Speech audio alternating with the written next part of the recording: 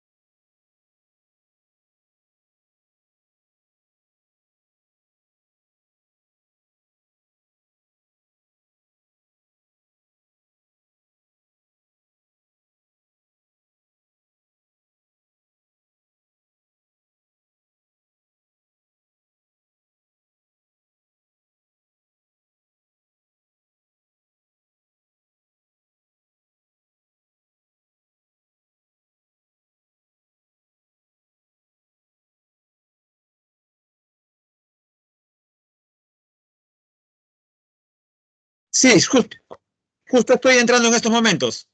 Justo, ya me vio, ¿no? Ya, perfecto. Muchas gracias. Ya.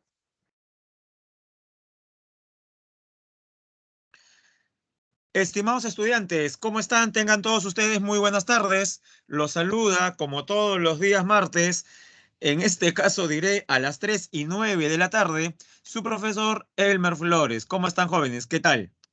Hubo por ahí un inconveniente técnico que, gracias a nuestras auxiliares, la señorita Amelia, su tutora Roxana, pudo ser resuelto de la mejor manera, ¿ya? A pesar de la situación, ¿no? Se les agradece bastante, ¿no? A las auxiliares, a las coordinadoras. Muy bien, jóvenes, ¿qué tal? Voy a activar el chat. Buenas tardes, Astrid. Buenas tardes, estrella mía. ¿Cómo están? Espero que hayan tenido un buen y nutritivo almuerzo. Bien, jóvenes, vamos a comenzar presentando nuestro material, como ya sabe usted, primero de geografía. Vamos a buscarlo en el Drive.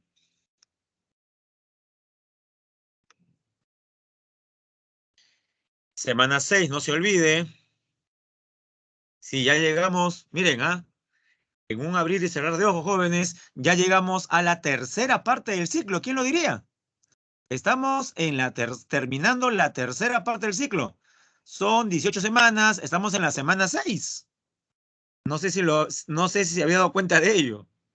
Semana 6 de las 18 semanas que dura el ciclo.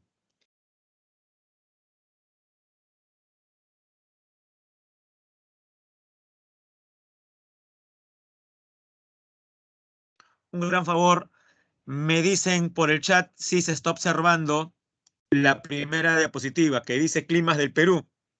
El clima, elementos y factores, climas del Perú, fenómenos de origen climático y su impacto socioeconómico, y finalmente el Niño, oscilación del sur. Muchas gracias, Astrid. Entonces todos podemos ver la diapositiva. Gracias, Camila. Gracias, estrella mía. Se ve. Bien. Quería yo comenzar recordando algunos aspectos vistos las semanas anteriores. Comienzo con un tema de la semana 1.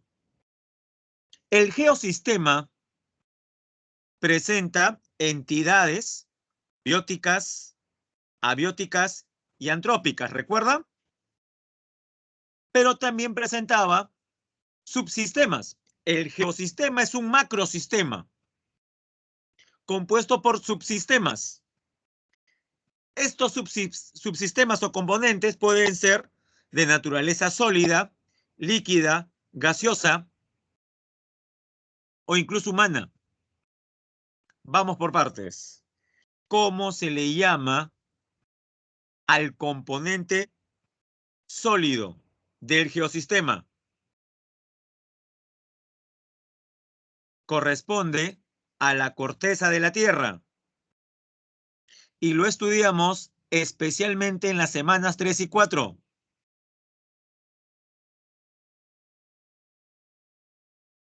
Porque fuerzas que construyen desde el interior del planeta y fuerzas que modelan desde el exterior configuran las diferentes formas que adquiere el relieve.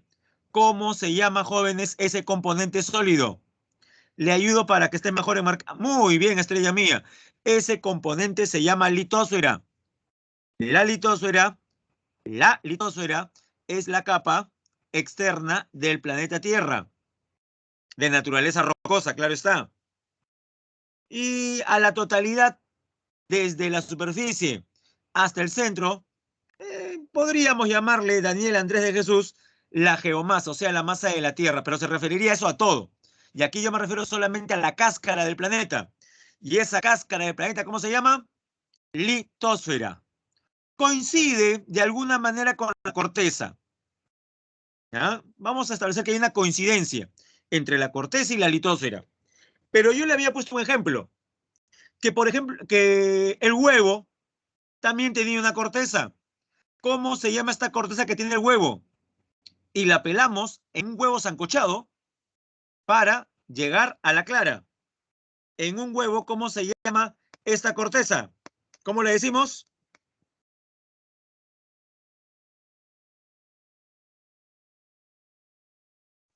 ¿Qué es lo que pela de un huevo? De un huevo duro, un huevo sancochado, jóvenes. La cáscara, muy bien, el cascarón. Con la diferencia, recuerde, se lo dije, que la cáscara del huevo es una sola pieza, es un solo cuerpo, ¿correcto? Perfecto, un huevo que está en buenas condiciones. La Tierra presenta su cáscara, su corteza, su litosfera en una sola pieza o dividida en bloques. Tiene dos opciones ahí. La cáscara de la Tierra, la corteza de la Tierra, presenta, una sola pieza o diferentes bloques. Está dividida, claro. Está dividida en bloques. Y usted sabe cómo se llaman estos bloques que flotan sobre la astenosfera. Es en la astenosfera o manto superior donde las corrientes convectivas, las corrientes de roca fluida, mueven a estos bloques. ¿Cómo se llaman estos bloques que flotan sobre la astenosfera? En algunas partes colisionan, como en el caso de Perú-Chile. En otras zonas se separan, hay divergencia. Y en pocos lugares, como la falla de San Andrés, ni chocan ni se separan, sino que corren una al costado de la otra, en los llamados límites transformantes. Excelente, estrella mía. Esos bloques de corteza se denominan placas tectónicas. Así es. Las placas tectónicas unidas forman toda la corteza de la Tierra. Las placas tectónicas, a su vez, se dividen en dos tipos. Por ejemplo, la placa de Nazca, ¿qué tipo de placa es? ¿Continental u oceánica, jóvenes? La placa de Nazca es una placa de tipo oceánica, o sea, es más densa. ¿La placa sudamericana es también oceánica? Obviamente no, con el nombre que tiene Sudamericana, claramente se nota que es una placa ¿de qué tipo? Nuestra placa, la placa sobre la cual se encuentra el Perú. ¿Es una placa de qué tipo? La placa sudamericana. Así es, Daniel, continental. Perfecto, Astrid. La placa sudamericana es de tipo continental. Entonces, dígame primero lo más sencillo. ¿Qué tipo de fricción o contacto existe entre estas dos placas? ¿Convergencia, divergencia o límites transformantes? ¿Cuál de los tres tipos de contactos o bordes existen entre Nazca y Sudamericana? ¿Convergencia, divergencia o límites transformantes? Y la respuesta es convergencia. O sea, las dos placas colisionan. Y dentro de la convergencia usted sabe que hay dos opciones. Una es la subducción y otra es la obducción. En el caso de la fricción de la convergencia entre Nazca y Sudamericana, correcto, Raúl, se llama subducción. Profe, ¿por qué se llama así? Porque una de estas placas, la de Nazca, por ser más densa, se subduce, se coloca por debajo de la placa sudamericana. Al colocarse por debajo y friccionar con la placa sudamericana, genera tres principales consecuencias. Una, y es muy obvia, la sentimos todos los días, en mayor o menor grado, la sismicidad, los sismos o seísmos. Ahí va una. Dos, la actividad volcánica. En el Perú existen más de 400 conos volcánicos, especialmente donde, jóvenes, en el norte, en el centro o en el sur del Perú. ¿Dónde hay más conos volcánicos? ¿Dónde encontramos a la llamada cordillera volcánica? ¿En el norte, centro o sur de los Andes peruanos? En el sur, abarcando regiones políticas como Arequipa, Moquegua, Tacna, Puno, Cusco, Ayacucho, principalmente. Arequipa posee prácticamente el 50% de los conos volcánicos. El volcán más alto del Perú es arequipeño y se llama Coropuna. Pero también Arequipa presenta volcanes activos, como el Sabancaya. Moquegua no se queda atrás. Tenemos ahí alubinas. Bien, pero ahora me tiene que decir cuál es la tercera consecuencia de la subducción entre las placas de Nazca y Sudamericana. Yo ya hice mi trabajo, le dije 2 de 3. 1, sismos. 2, actividad volcánica. Usted me tiene que decir la tercera. Le voy a ayudar. Como la placa de Nazca se subduce como cuña por debajo de la placa sudamericana, la placa de Nazca levantará o hundirá a Sudamérica. La placa de Nazca levantará o hundirá a Sudamérica. Así es, Eduardo, la levanta. Muy bien, Raúl Rodrigo, usted dio con la respuesta prácticamente. A pesar que ha puesto signo interrogante, esa es la respuesta. La levanta, así es, Astrid. Y ese levantamiento tiene nombre. Complete con la última palabra nada más. Ese levantamiento se llama Cordillera de los...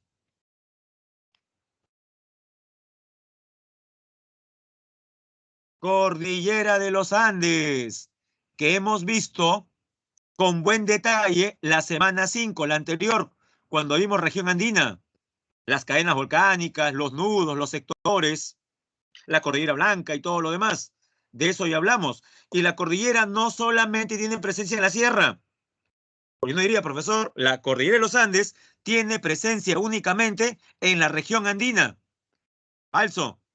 Pregunto yo, ¿parte de los Andes entran a la selva? ¿Montañas andinas abarcan territorio selvático? ¿Sí o no, jóvenes? Por supuesto. ¿Cómo se llama esa parte de la selva? Qué fácil. ¿Selva alta o selva baja? Mire qué pregunta tan fácil. Esa selva montañosa tipo Machu Picchu. Esa selva montañosa tipo la Bella Durmiente. Esa selva montañosa tipo el Pongo de Rentema.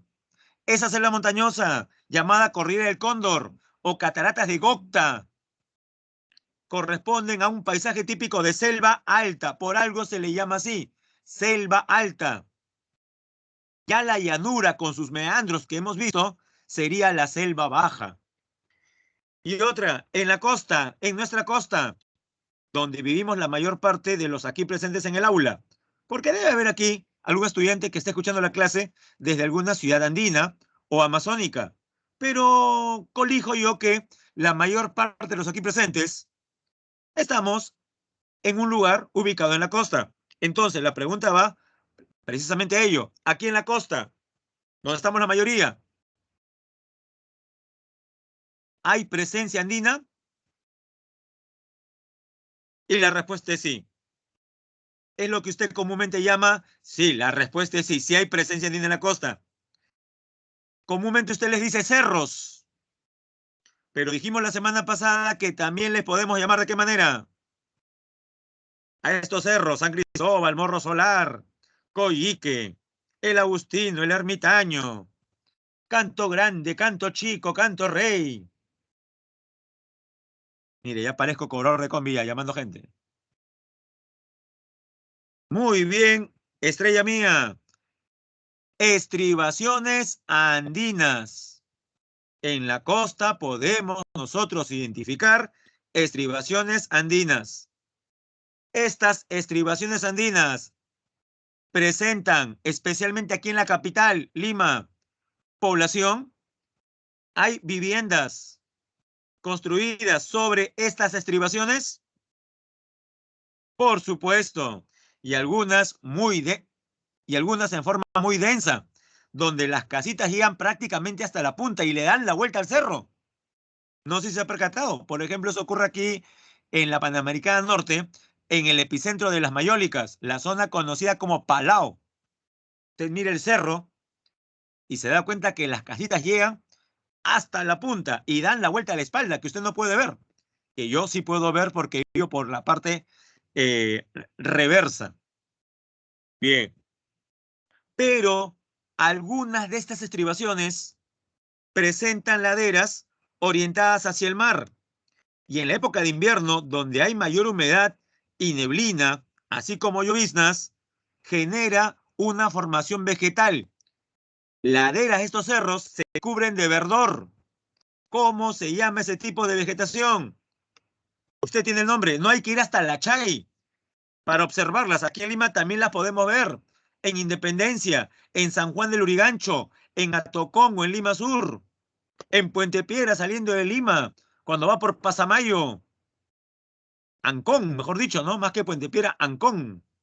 Muy bien, Dariana. Muy bien, Estrella. Se llama vegetación o formación de lomas. Son las lomas.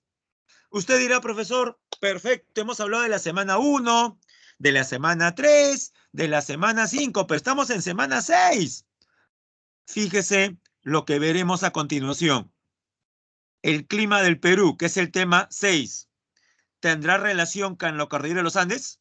El clima propio del Perú será influenciado por la presencia de esta cordillera que se ha levantado por subducción entre placas tectónicas.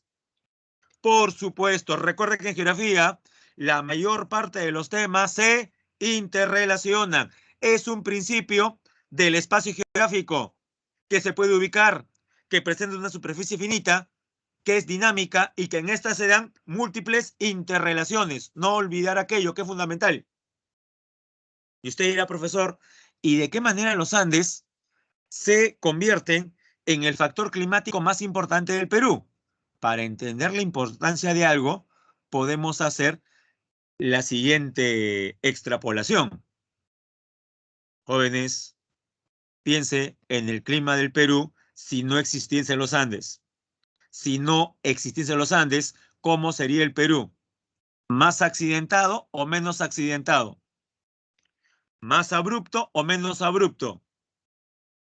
¿Cómo sería a grandes rasgos el territorio peruano? ¿Más accidentado o abrupto o menos accidentado o abrupto? ¿Más o menos, jóvenes, sin los Andes? ¿Más o menos? Sin los Andes, ojo. Sin los Andes. Sin los Andes, el territorio peruano sería menos accidentado, menos abrupto, de superficie más o menos llana. ¿No ve que ya no hay Andes? ¿Por qué cree usted que cuando viaja a la sierra y de la sierra hacia la selva, y esto le ocurre principalmente a las personas que viajan por primera o segunda vez, dicen, pero ya pasamos por aquí, ¿qué ocurrió? es que el bus que lo está llevando por las carreteras del Perú, cuando llegan a la sierra, tienen que bordear los cerros, como si fuera una montaña rusa. ¿No se ha percatado de esa sensación de que está pasando por el mismo lugar cuando usted está serpenteando abismos por un lado y paredes rocosas por el otro? ¿Se había percatado de eso? ¿Saben dónde se nota más esta sensación? Cuando usted viaja en un bus de segundo piso y está sentado en la parte delantera, como si fuera el chofer, o sea, por encima del chofer. ¿Alguno de ustedes alguna vez viajó en el segundo piso de un bus, en la parte de adelante, pegado a la ventana? ¿Nadie? Bueno, Dariana sí, Andrea también, varios, ¿ven? Y dígame, la sensación, cuando menos, ¿no es de cierto vértigo? Pregunto yo, ¿a cuántos metros ha estado el bus del precipicio en esas carreteras estrechas, como la central? ¿O me va a decir usted que entre el término de la pista, de la autopista y el precipicio había un espacio todavía de 10 metros? ¿Es cierto eso? Hay tanto espacio, tanta seguridad que separa el bus del abismo. ¿No es acaso común, no, escuchar al menos una vez por semana de algún bus que se desbarranca en alguna autopista que transita por la Sierra del Perú, más allá del factor humano? Creo que sí, ¿no, jóvenes? Muy bien.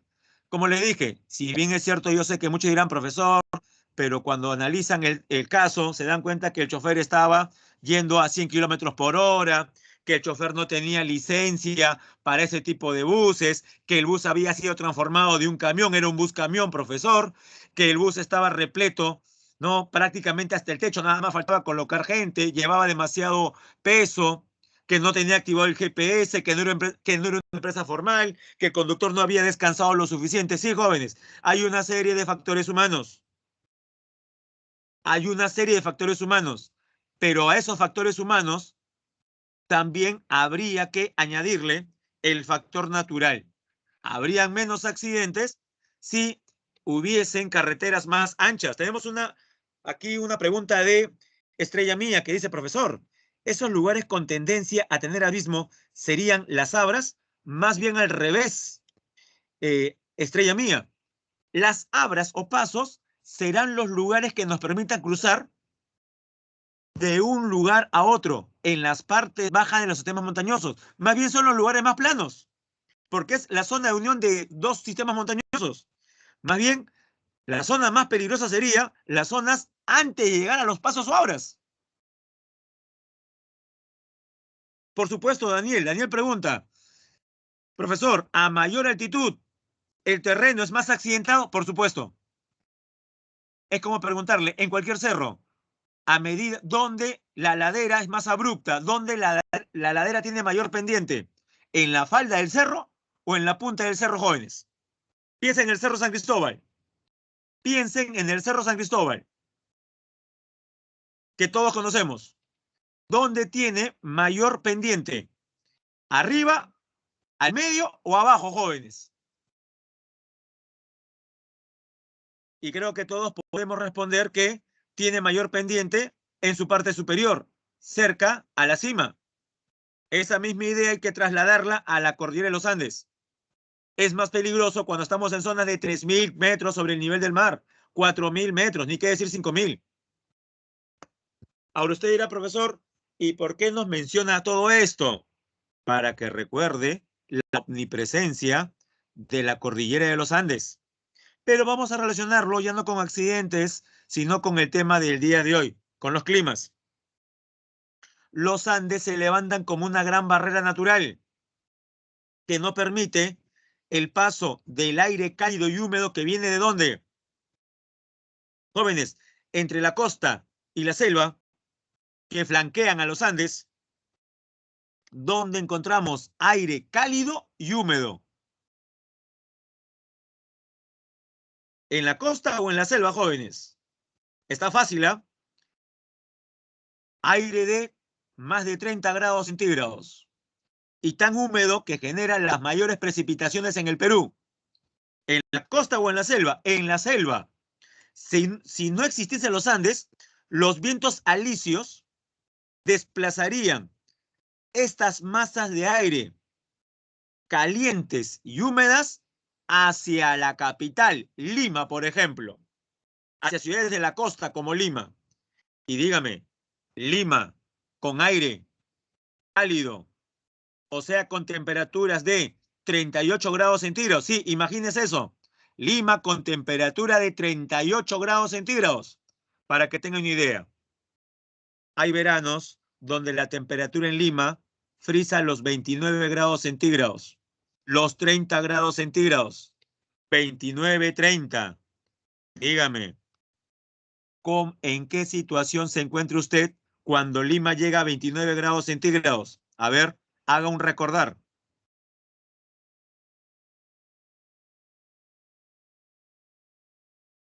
Diría, profesor, si fueran las 3 o 4 de la tarde, ya iría por mi cuarta ducha ya, por lo menos mi cuarta ducha. Y pensando en una quinta dentro de 2 horas. Profesor, con 29, 30 grados en Lima, estoy prácticamente con mi bidón de agua helada al costado, porque me deshidrato, profesor. Con 30 y pico grados centígrados, profesor, está ya a punto del desmayo. Es insoportable caminar en las calles. ¿No ha tenido esa sensación solamente con 29, 30 grados centígrados? En verano, imagínese 38 con sensación térmica de 42 grados centígrados. Usted dirá, profe, pero es imposible. Ahora, en esta situación. Pero si no hubiesen Andes, jóvenes, ese aire amazónico ¿llegaría o no llegaría aquí a la costa central? ¿Qué cree usted? Sin esa barrera natural,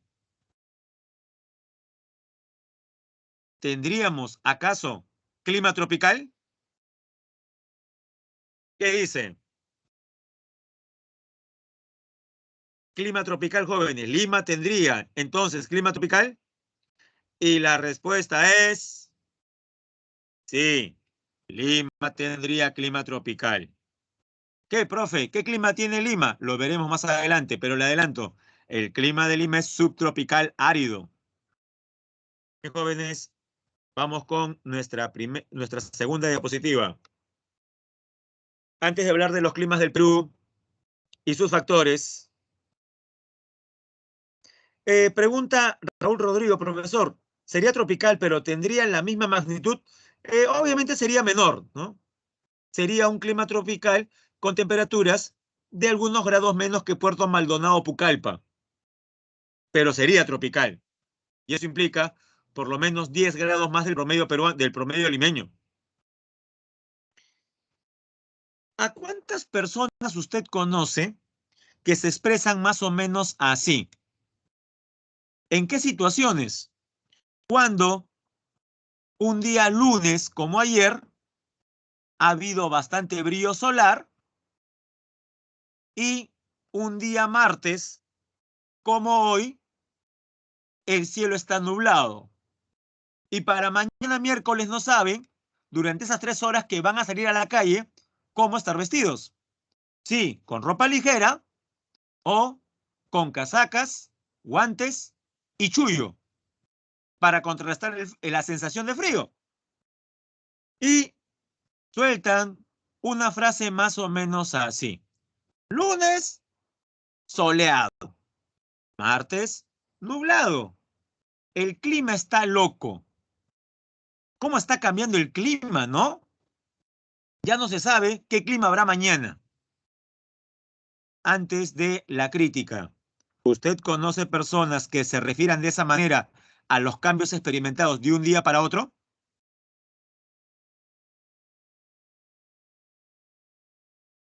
De 10 personas que yo conozco en la calle, por lo menos 7 hablan así. No sé si en su caso también tenga ese promedio. De 10, 7 u 8. Sí, pues conocemos a personas que se expresan así. Ahora yo hago la pregunta, especialmente a los que han contestado. A Inés, a Astrid y Estrella Mía. señoritas, y ustedes tres, ¿también se expresan así? La verdad, ¿ah? Ante todo. Astrid, confiesa. Sí, profe. Yo también hablo así. No hay problema, Astrid.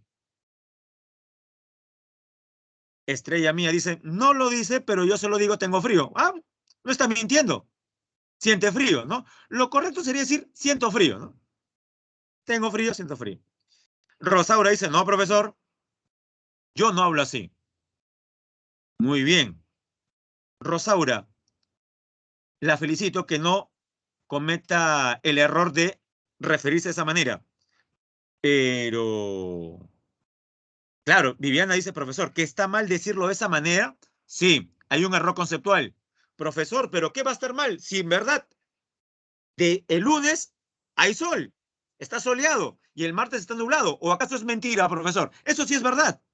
El error es llamarle a esa variación, ¿correcto? O decir que lo que está variando es el clima, porque el clima no es el que está variando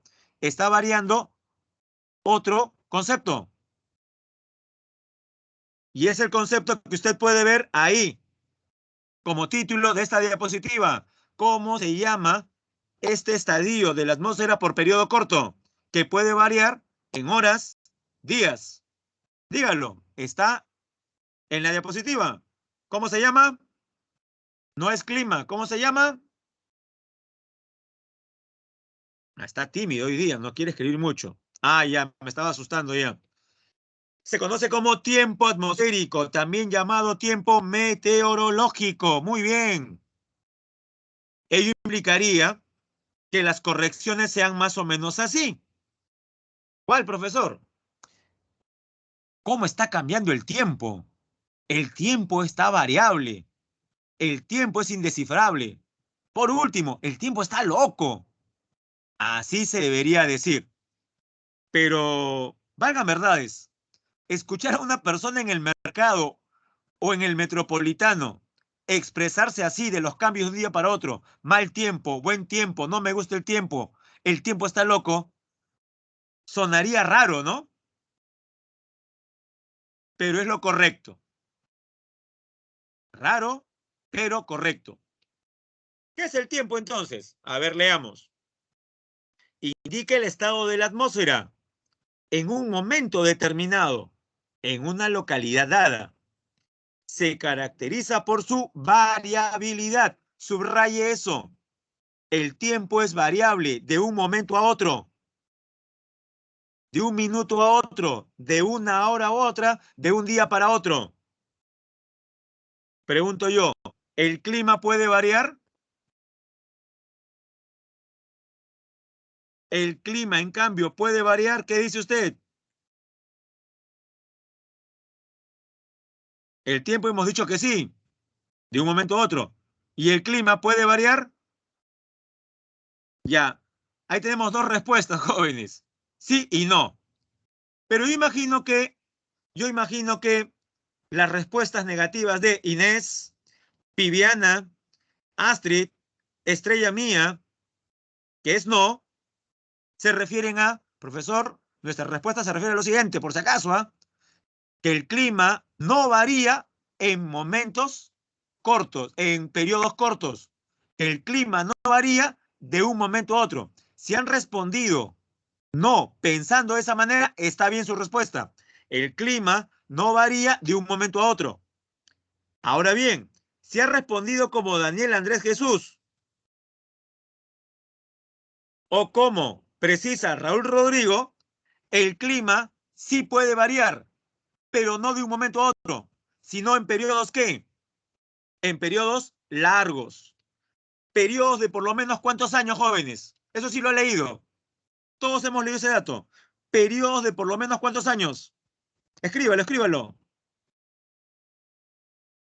Ortodoxamente se dice que esa es la duración mínima del periodo llamado clima. ¿Nadie? Correcto, Daniel. 30 años. Por lo menos 30 años. Tenemos una pregunta estrella mía que dice, profesor, cuando se oscurece de la nada, y luego vuelve a la normalidad, a lo normal, también se consideraría tiempo atmosférico. ¿O a qué se le llama eso?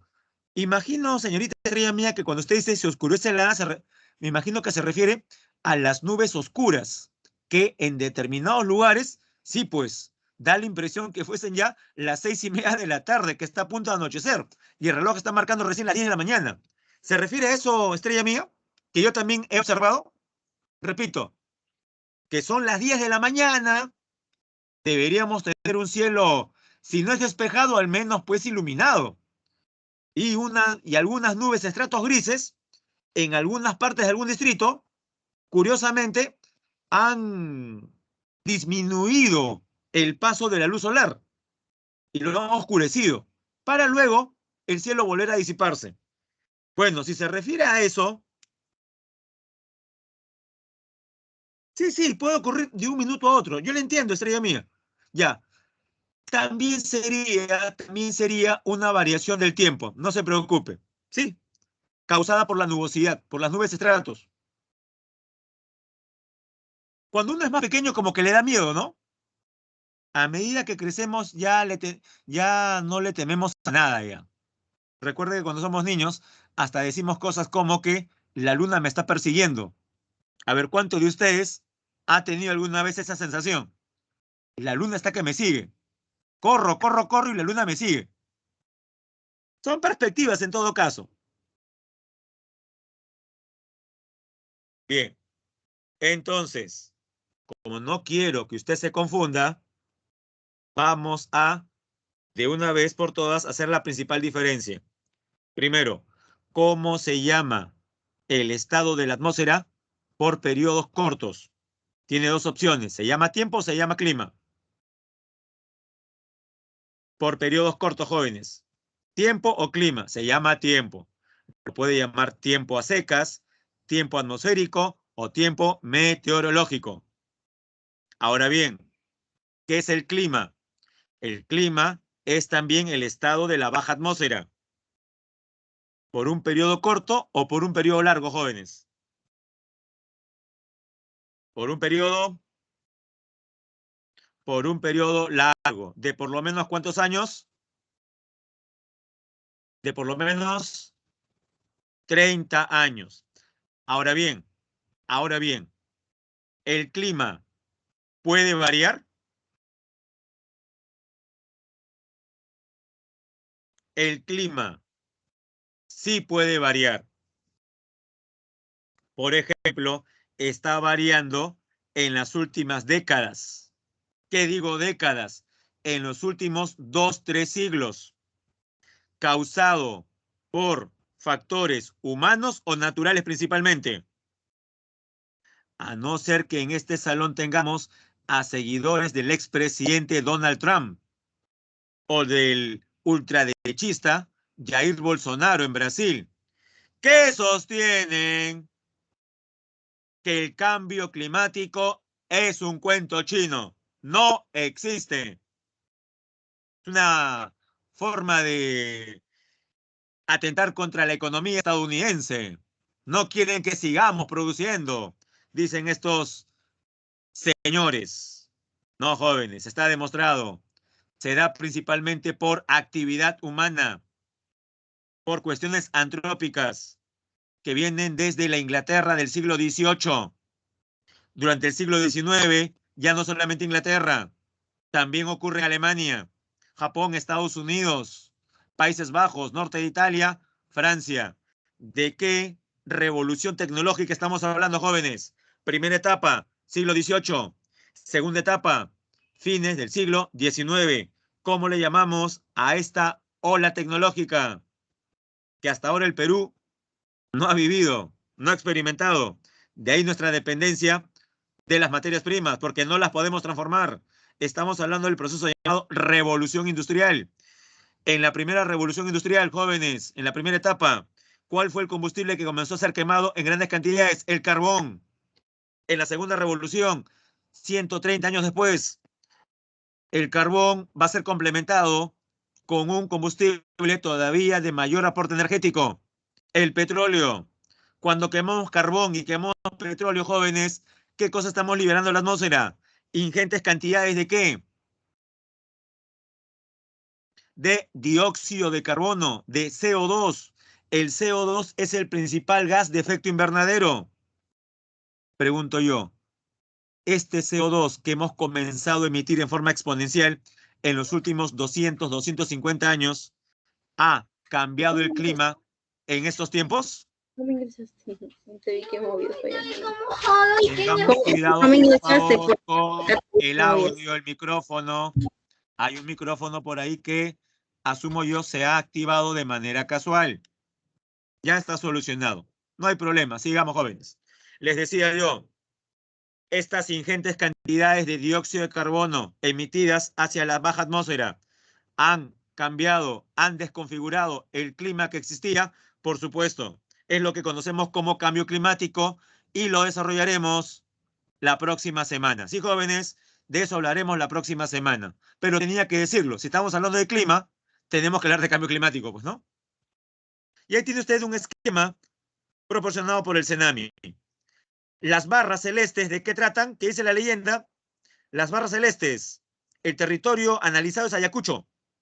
Las barras celestes corresponden a las precipitaciones de las lluvias. Nótese que la precipitación mayor es a inicios del año, enero, febrero, marzo. En la mitad del año hay menos lluvias.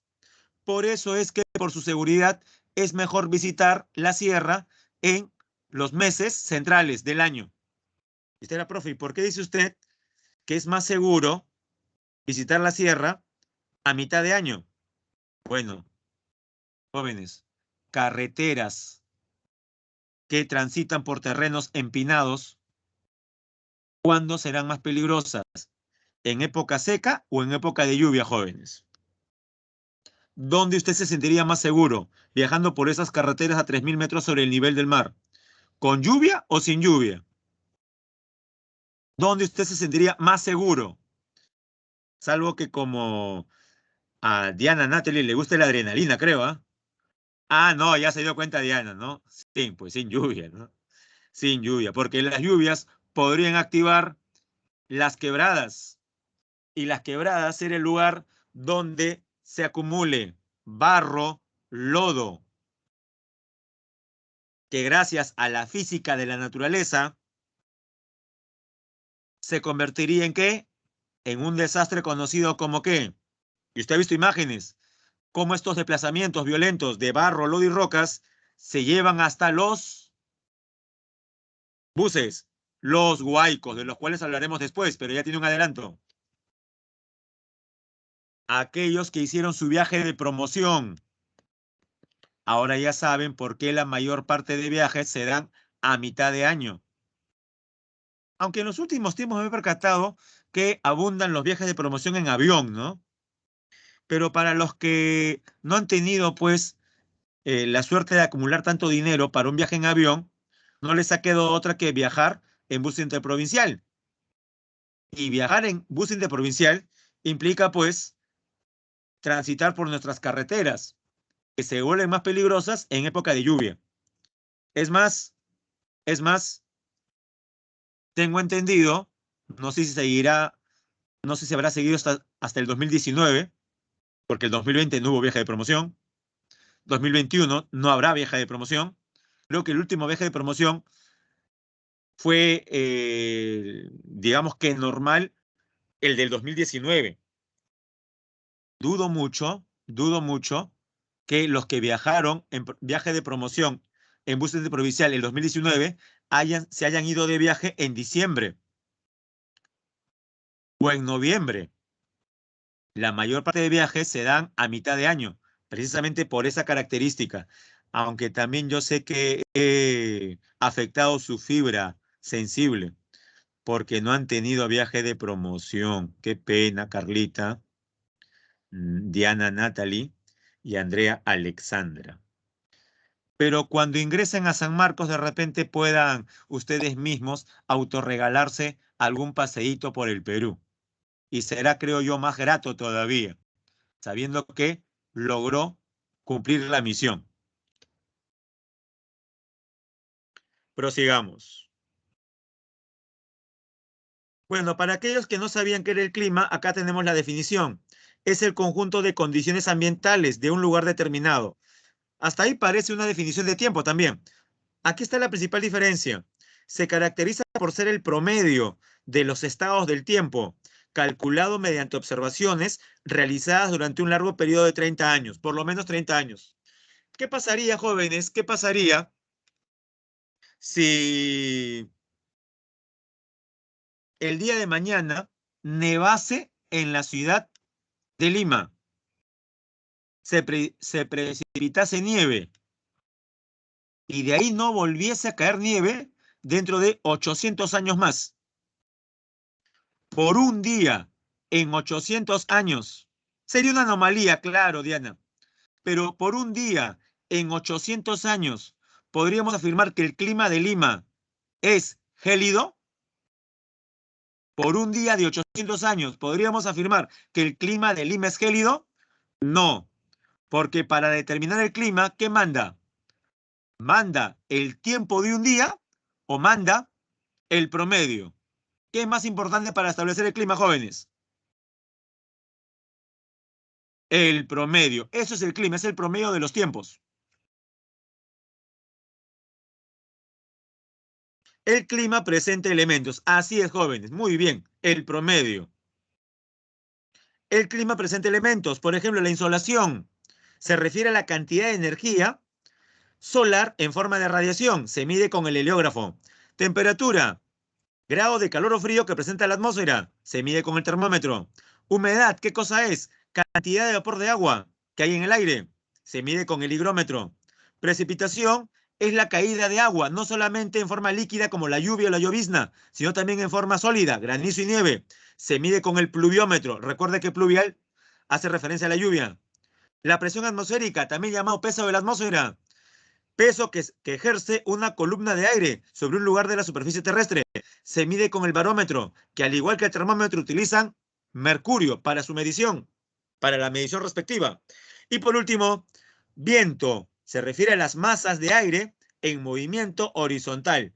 Puede ser medida por el anemómetro que está en la imagen, que nos dice la velocidad, pero también la velocidad. Que nos dice la dirección, pero también la velocidad. Y la veleta que nos dice solamente la dirección. La veleta suele ser representada por ese clásico gallito que se coloca sobre las casas de campo y presenta en la parte inferior un aspa o cruz en forma horizontal que representa el norte, el sur, el este y el oeste.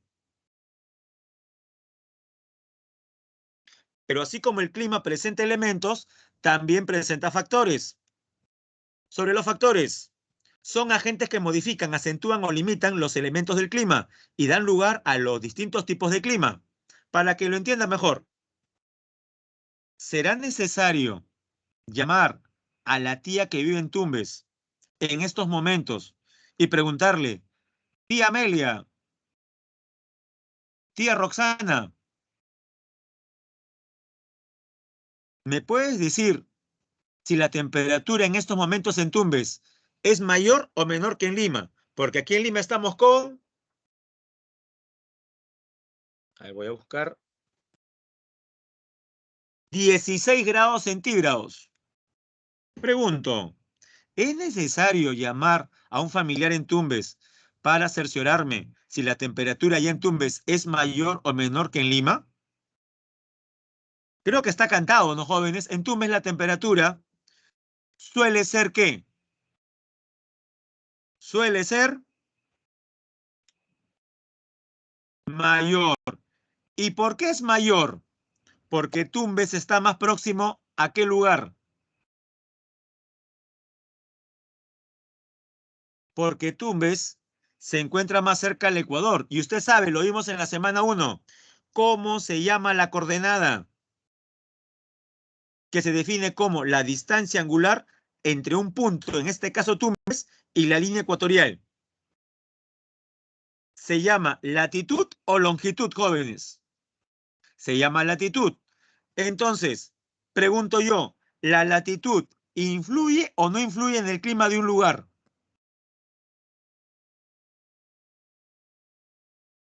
¿Qué cree usted?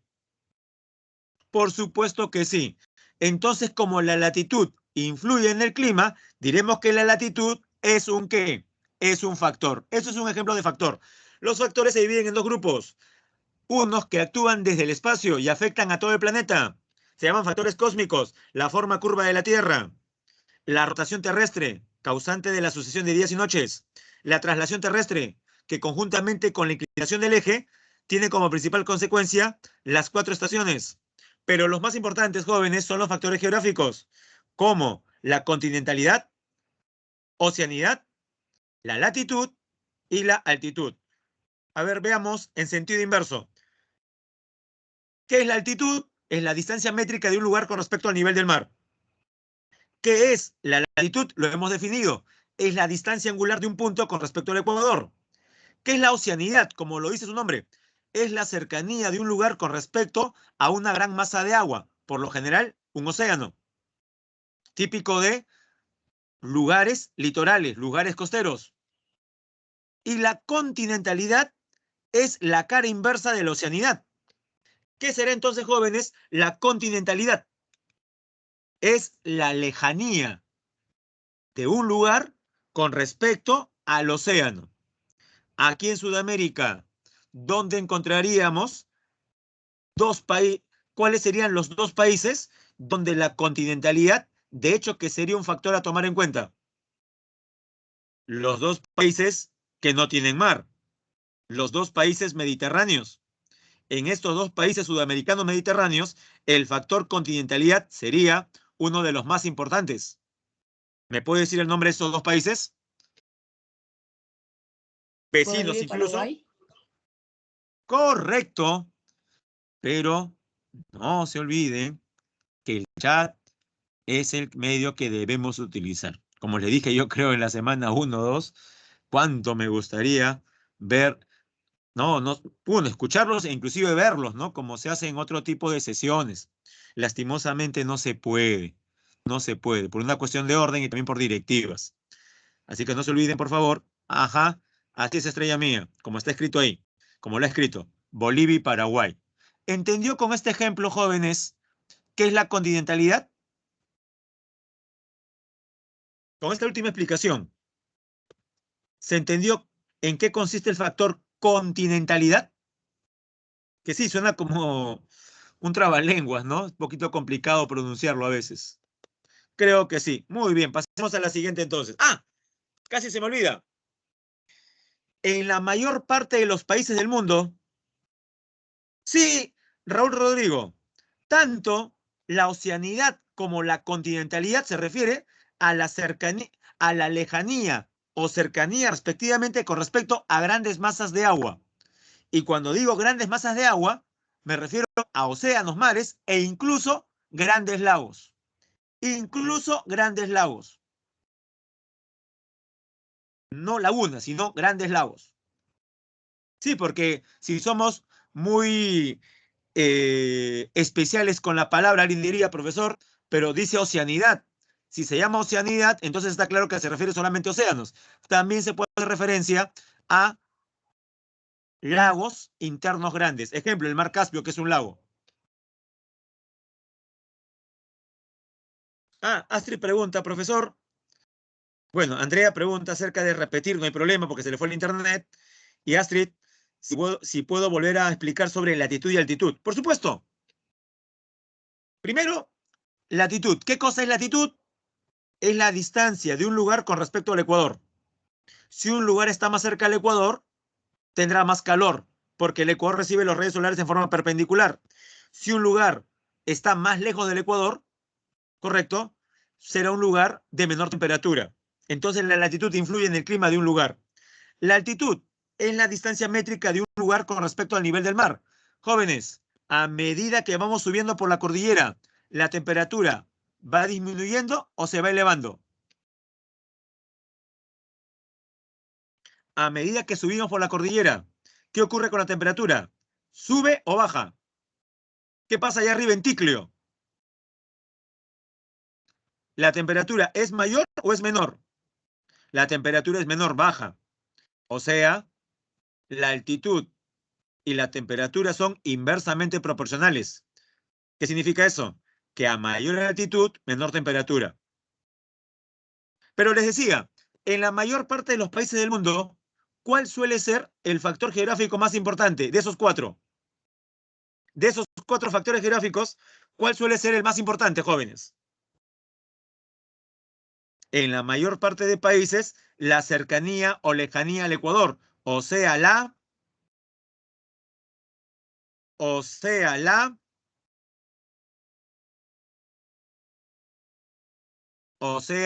latitud.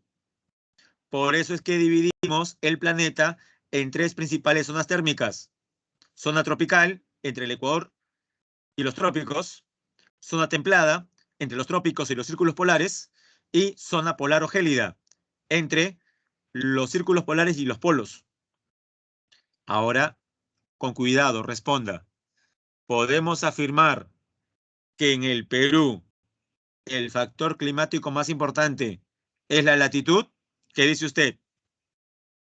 En el Perú el factor climático más importante se llama latitud. ¿Verdadero o falso? El factor que determina la gran diversidad de climas en nuestro país es la latitud. ¿Verdadero o falso? Lo expliqué al inicio inclusive de la clase, ¿eh? Lo dije ya. Si ha estado atento, va a responder bien. ¿Nadie? En el Perú, el factor climático más importante en la diversidad climática de nuestro país es la altitud. Porque, claro, la proposición anterior es falsa, porque la respuesta es la altitud. Correcto. Profe, entonces la altitud, ¿por qué? Por la cordillera de los Andes. Los Andes son los que hacen variar justamente el clima tropical que debió tener todo el Perú. Correcto, Camila. Vamos a volver a explicar qué cosa es oceanidad, pero no, me parece que no está muy difícil, pero no se preocupe. Llamamos oceanidad, ¿ya?, al factor geográfico consistente en la cercanía de un lugar con respecto a una gran masa de agua. Ejemplo, Lima. Ejemplo, Máncora. Ejemplo, Chimbote. Ejemplo, Nueva York. Ejemplo, Valparaíso. Ejemplo, Río de Janeiro. Los lugares que he mencionado se encuentran lejos o cerca al mar. Y la respuesta es cerca al mar. Por tanto, un factor a tomar en cuenta es la oceanidad. Esa es la oceanidad. La continentalidad es lo inverso. Se refiere a aquellos lugares que están lejos del mar y por ende poseen climas más secos. Una consecuencia de la oceanidad es que estos lugares tienen climas húmedos, dada su cercanía. Y de la continentalidad, que el clima es más seco, dada su lejanía. No, estrella mía, la oceanidad y la continentalidad, a diferencia de la altitud, no se miden por metros sobre el nivel del mar. No es una, aquí sí no interesa la distancia altimétrica.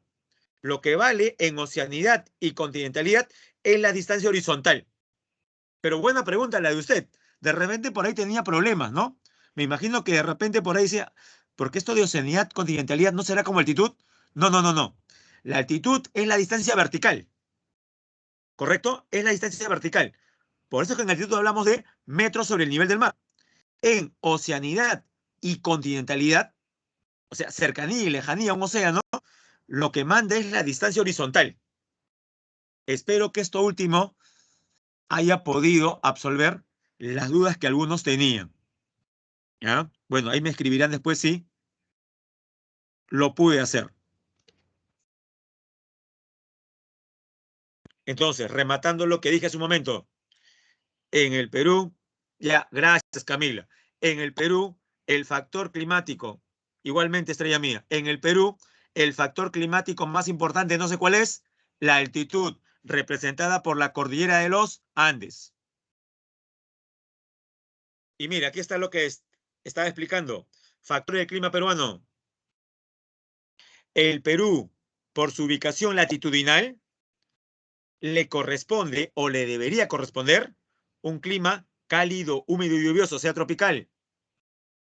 Pero jóvenes, aquí en Lima, en Chimbote, en Ica, en Arequipa, en Puno, en Moquegua, en Cusco, en Huancayo, en Cajamarca, en Huaraz, ¿tenemos clima tropical? En las ciudades mencionadas, ¿prima el clima tropical? Lima, Huancayo, Puno, Arequipa, ¿en esos lugares hay clima tropical? No, no lo hay. Otros dirán, profe, pero sí hay clima tropical en el Perú, por supuesto. En el oriente, Iquitos, Tarapoto, Pucallpa, Atalaya, Requena, Yurimaguas, Puerto Maldonado. Ahí encontramos clima tropical. En Satipo, en Oxapampa, en Posuso, en Bagua, hay clima tropical.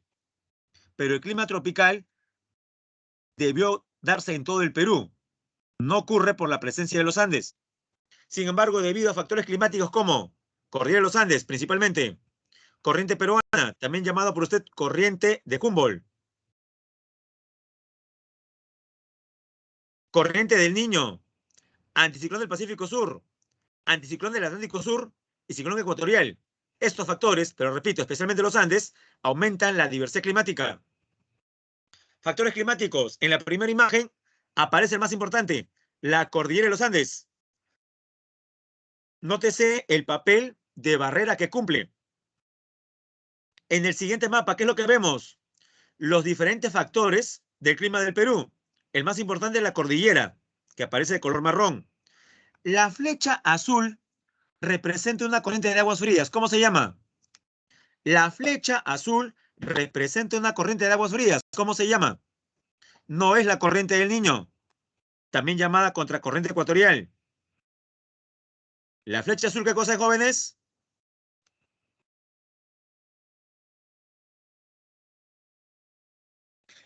La corriente peruana, también llamada corriente de Humboldt. Se desvía frente a Piura. Y esta corriente peruana de aguas frías, ¿por qué no avanza hasta la totalidad de Piura y el departamento de Tumbes? Porque es interrumpida por una corriente que aparece de color rojo. ¿Cómo se llama la corriente de color rojo? Que transporta más bien aguas cálidas. Y cuando estas aguas cálidas avanzan invadiendo territorios de la corriente peruana, generan un fenómeno que afecta bastante la economía peruana. Esa es la corriente de El Niño. No se olvide que también le podemos llamar contracorriente ecuatorial. Al sur de la corriente peruana, como su motor impulsor, aparece una letra A de color azul, con flechas rojas envolventes a manera de remolino. Por si acaso, no tiene nada que ver con el símbolo de un partido político, ¿ah? Que por ahí algunos, profe, esto es apología a un partido político. ¿Qué tiene que ver aquí plata como cancha? Es una mera casualidad, por si acaso, ¿ah?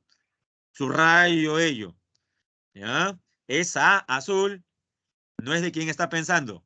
No, no, no, no, no. Esta hace referencia a una masa de aire que se mueve en círculo, llamado anticiclón. En el mapa se ven dos anticiclones, uno en el Pacífico Sur, que es el más importante, y otro en el Atlántico. Bueno, ya expliqué la importancia de los dos anticiclones, y con la letra B aparece ciclón ecuatorial.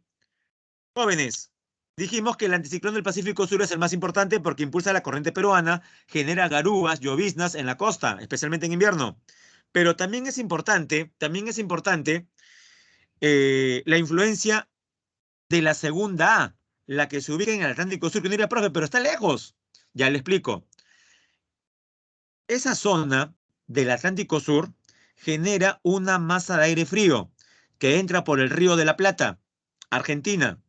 Luego abarca territorio de Bolivia y de Bolivia entra por el sur del Perú. Esta masa de aire fría que entra por el sur del Perú avanza por Madre de Dios, por Ucayali y a veces llega hasta Loreto. En otras palabras, nuestra selva baja. ¿Me puede decir cómo se llama este fenómeno generado por este ingreso de masas de aire frío? Y le digo la consecuencia. Allá en la selva baja, la región más calurosa del Perú, de los 30 y pico grados centígrados que debían esperar como temperaturas, producto de esta masa de aire fría, la temperatura baja como si fuera Lima en invierno. 17 grados centígrados en el mejor de los casos. 15, 13 grados centígrados, 10 grados centígrados. Ya ha habido ocasiones donde la temperatura en Puerto Maldonado, en Pucallpa o en Iquitos, jóvenes, ha llegado a, escuche bien, 5 grados centígrados. Ni los limeños hemos soportado eso. Lo que más clama la gente en esos días son frazadas de tigre. No hay frazadas de tigre. También, pues, ¿quién va a llevar frazadas de tigre a esos lugares, no? Ya, pero tenga cuidado. La temperatura finalmente llegó al cero. ¿En algún momento dije yo que la temperatura haya llegado a 0 grados?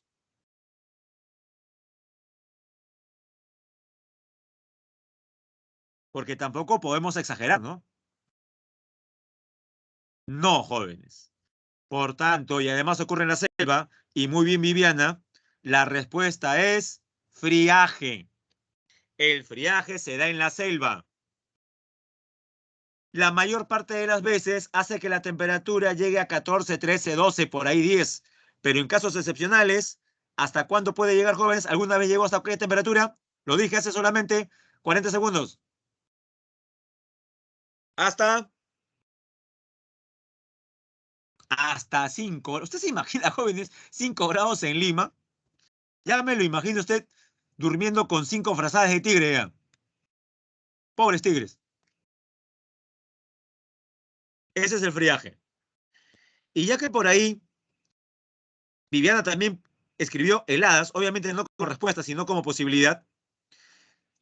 Las heladas ocurren en la parte más alta de la región andina, en zonas cercanas a los 4.000, 5.000 metros sobre el nivel del mar, pero más o menos 4.000. Esas son las heladas. Luego hablaremos sobre ello. Climas de Perú. Según Vladimir Köppen, los parámetros importantes para clasificar el clima son básicamente dos: la temperatura y las precipitaciones. Veamos los climas del Perú, jóvenes. Comencemos con la costa norte, influenciada con la corriente del Niño. El clima en Tumbes y buena parte de Piura es cálido muy seco, también llamado árido tropical. Características: comprende territorios de Piura y Tumbes hasta 1.000 metros sobre el nivel del mar, de 0 a 1.000. Es una zona seca con bajas precipitaciones, solamente 200 milímetros al año y temperatura promedio de 24 grados centígrados. Pero ese es el promedio. ¿Qué significa? Que en verano se dispara por encima de 30. Características: vegetación de ambiente seco. Ejemplo, los algarrobos propios de Sechura. Intenso brillo solar. Jóvenes, el sol de Catacaos. ¿Ha ido a Sullana, conocido como el horno? Lluvias de verano. Sí, llueve en verano en Piura. Si no recuerde, las lluvias torrenciales que afectaron Piura hace más o menos 6 o 7 años en el fenómeno del Niño costero. Usted sabe que Piura es el primer productor de limones en el país y producto de las lluvias torrenciales generadas por el Niño costero, se perdió la mayor parte de la producción de limones. Jóvenes, ¿qué pasó con el precio de los pocos limones que habían en Lima? ¿Recuerda ese verano? ¿A cuánto subió el kilo de limón? ¿Recuerda bien?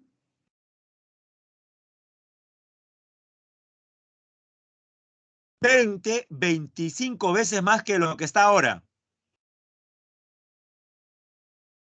Viviana se queda corta, dice, profe, 20 soles, 15. Ah, no tiene buena memoria, jóvenes, ¿ah? En algunos mercados el limón llegó a estar 40 soles el kilo. 40 soles el kilo. Debe recordar más este momento por los memes que hacían algunos con respecto a los limones. No sé si usted los recuerda. A mí el que me gustaba más era del pobre perrito callejero, que ahora sí lo valoraba. Jóvenes, los perritos callejeros ¿qué es lo que suelen tener como... ¿Qué es lo que suelen tener colgado en el cuello? Los perritos callejeros, esos que nadie da bola. Sus limoncitos, ahí sí eran, ¿no?, respetados estos perritos, ¿no? La gente quería quitarle sus limones. Increíble.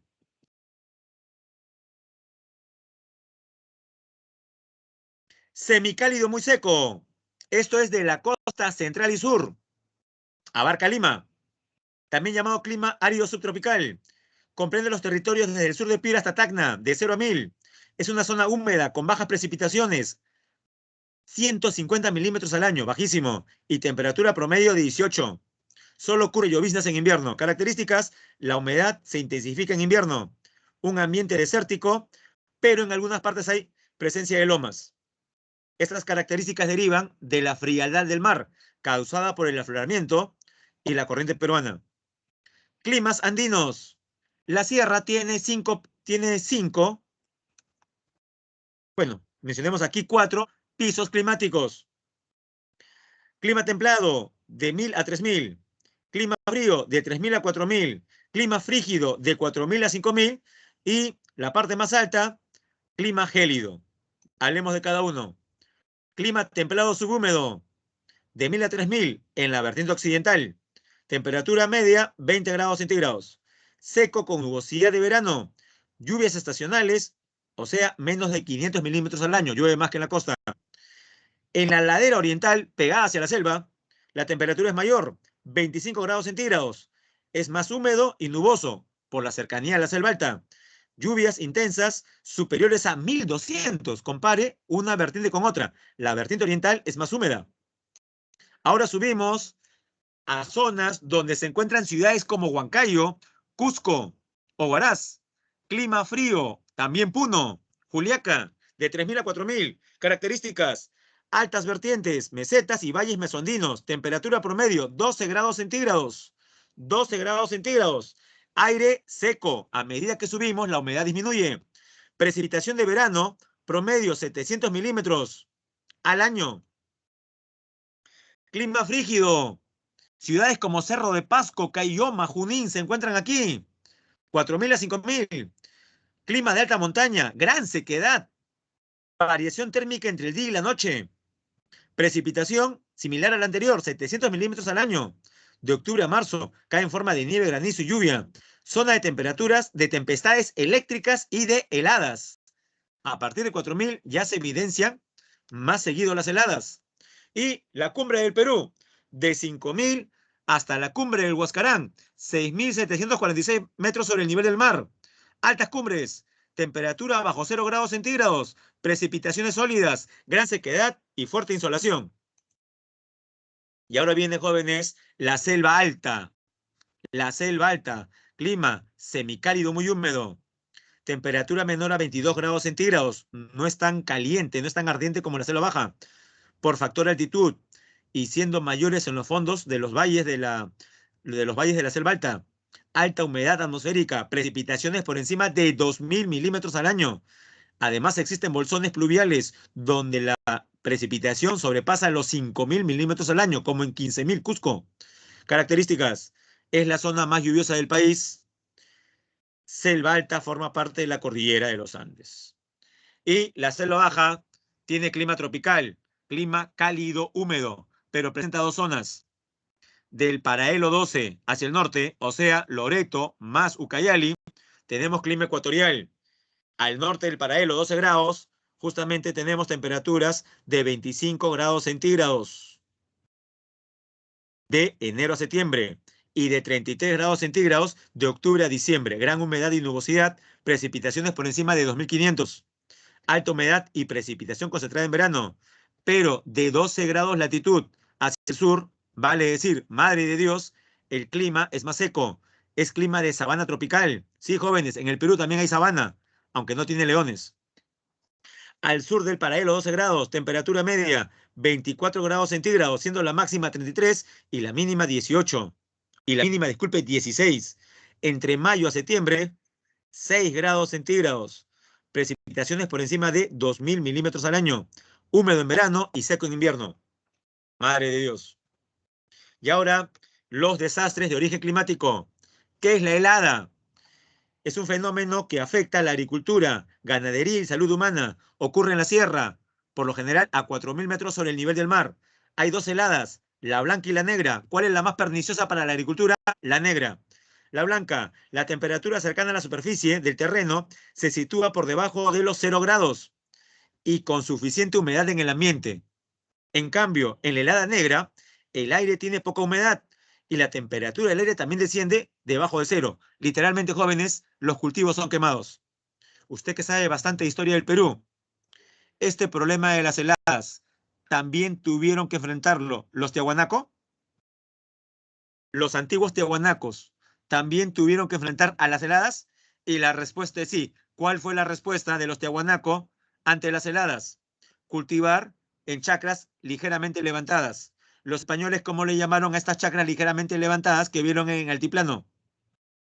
Bueno, lo llamaron camellones. Su nombre autóctono, guaruguarus. Esa fue la respuesta del hombre peruano. Así es, estrella mía. Nevada. Precipitación sólida en forma de copos de nieve.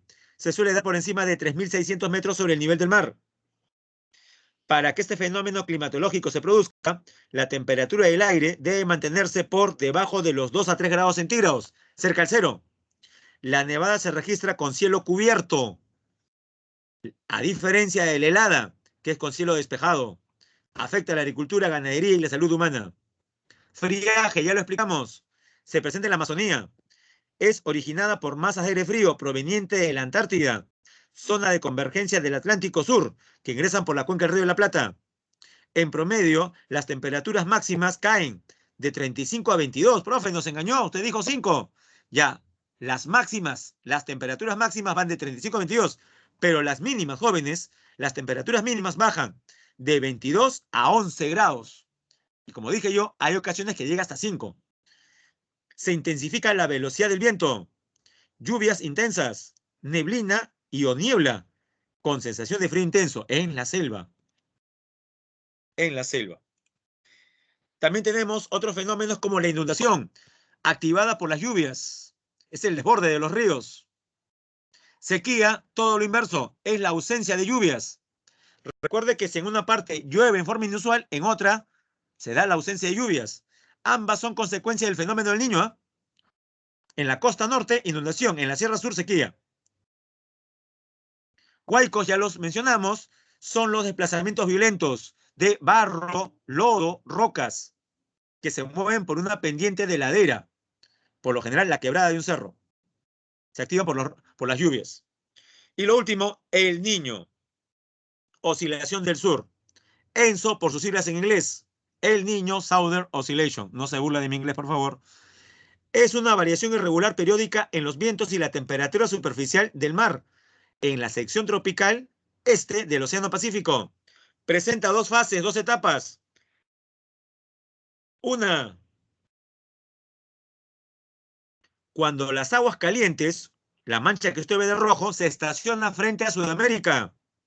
La fase de calentamiento del ENSO es lo que se conoce como el Niño. Cuando las aguas cálidas se estacionan frente a Sudamérica, específicamente Perú, se conoce como el Niño. Las aguas cálidas detienen la surgencia de las aguas frías, o sea, no hay afloramiento. La otra parte es cuando las aguas cálidas se van hacia Oceanía y las aguas frías reemplazan a las cálidas en Sudamérica. Como las aguas ahora son frías, jóvenes, se produce una fase de enfriamiento denso, lo que se conoce como la Niña. En otras palabras, con respecto al Perú, los niños jóvenes calientan o enfrían. Los niños calientan o enfrían las aguas jóvenes del mar. Los fenómenos del Niño calientan las aguas. Y las niñas jóvenes, ¿las enfrían o las calientan? Las niñas.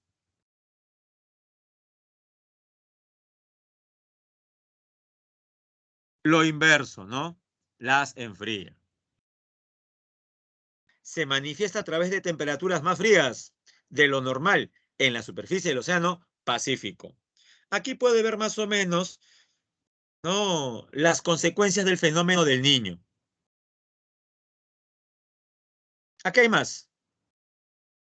Consecuencias de la Niña. Miren en el Perú nada más. Más lluvias.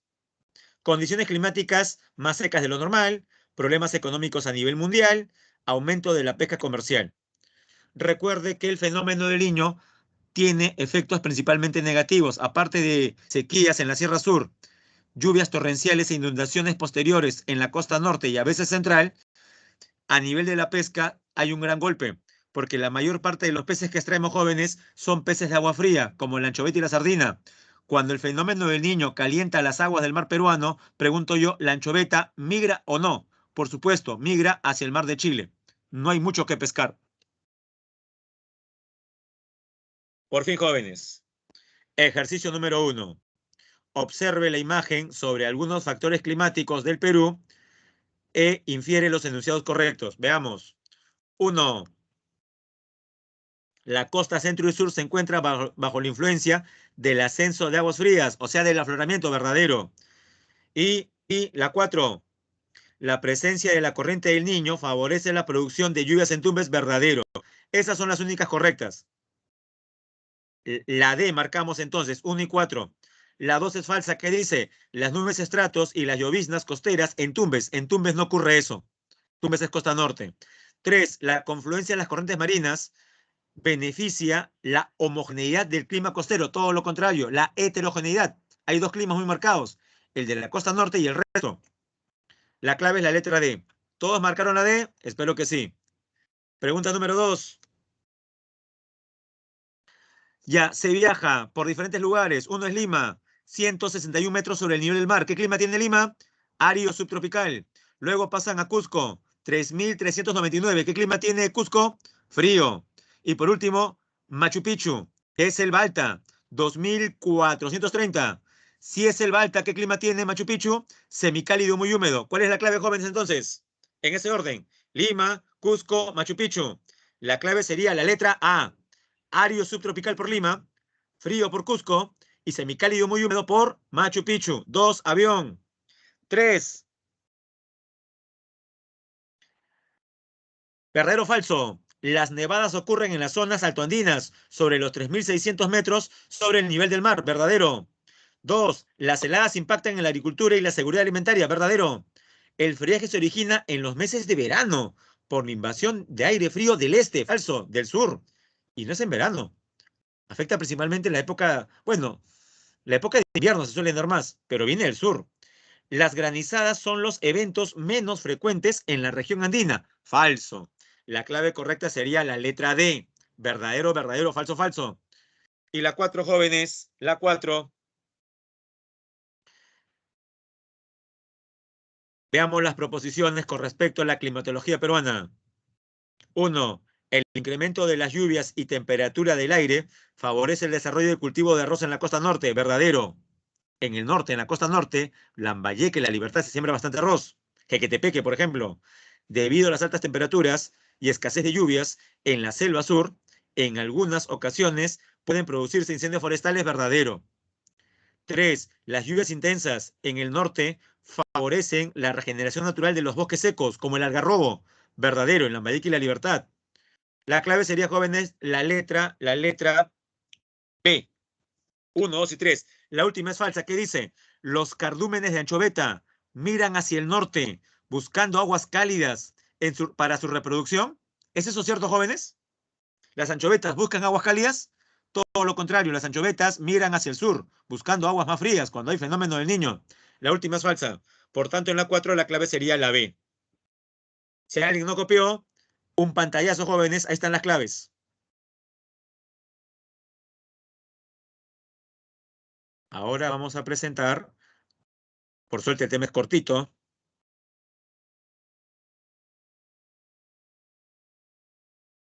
el tema de educación cívica. Habíamos mencionado la semana pasada, si usted recuerda, que los conflictos son inherentes a la naturaleza humana.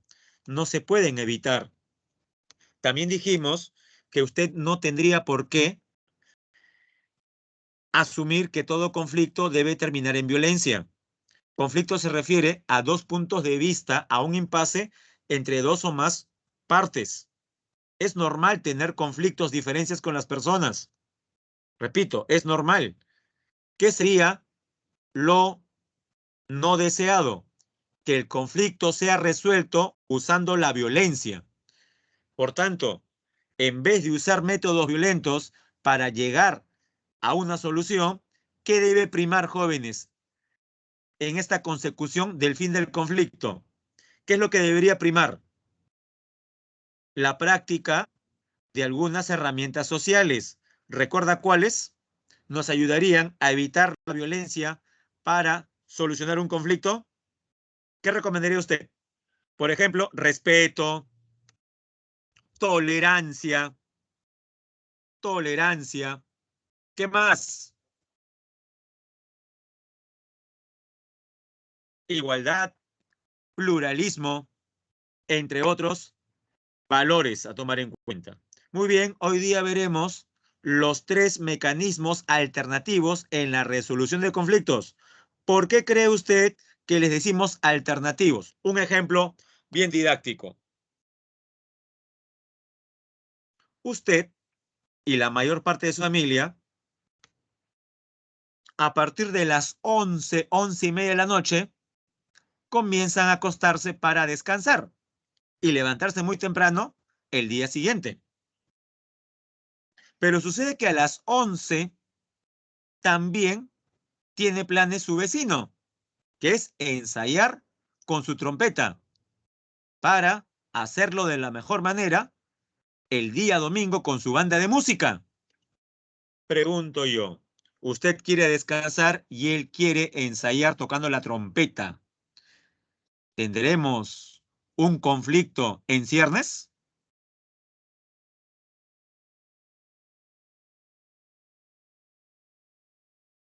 ¿Qué cree usted? A ver, los leo, jóvenes. Podría ser su caso, ¿ah?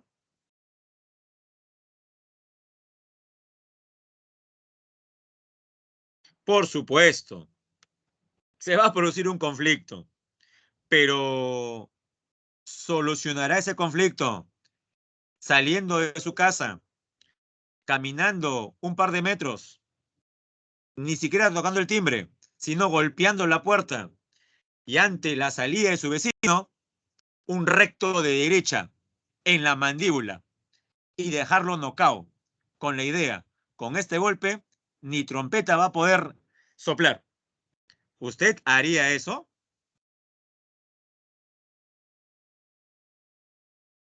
Sí, dice, y peor si no toca bien. Ya, cambiemos mejor de instrumento. En vez de trompeta, batería, jóvenes. Una batería. Y está ensayando canciones de Papa Roach o Slipknot encima. Y usted quiere descansar. O peor todavía, hay familiares, adultos mayores, que tienen que descansar. Sin contar por ahí a un bebé que ha costado como 3 horas hacerlo dormir. Bueno, jóvenes, la solución no es la violencia, pero ¿será la solución ir directamente al Poder Judicial y denunciarlo? ¿Será la mejor solución iniciar un juicio? Tampoco. Por si acaso, usted tiene el derecho de acudir al Poder Judicial, ¿ah? Usted tiene el derecho de acudir, de buscar justicia en el Poder Judicial. Pero ¿por qué no sería lo más conveniente, jóvenes? Uno, no es un problema muy grave. Y segundo, ir al Poder Judicial implicaría contratar ¿qué? Necesariamente, ir a un proceso judicial implicaría contratar ¿qué cosa? Por lo menos un abogado. Pagarle al abogado y tomando en cuenta la velocidad de nuestro sistema judicial, ¿con qué animal usted lo relacionaría más a nuestro Poder Judicial? ¿Con un guepardo o con un perezoso? ¿A qué ritmo se mueve la justicia peruana, jóvenes? como un oso perezoso, pues, como un perezoso. Y eso, con el perdón de los perezosos. Y usted dirá, profe, ¿cómo critica el Poder Judicial? Mi tío es juez, es magistrado, él chambea bien. Cuidado, profesor. No, jóvenes, no estamos individualizando.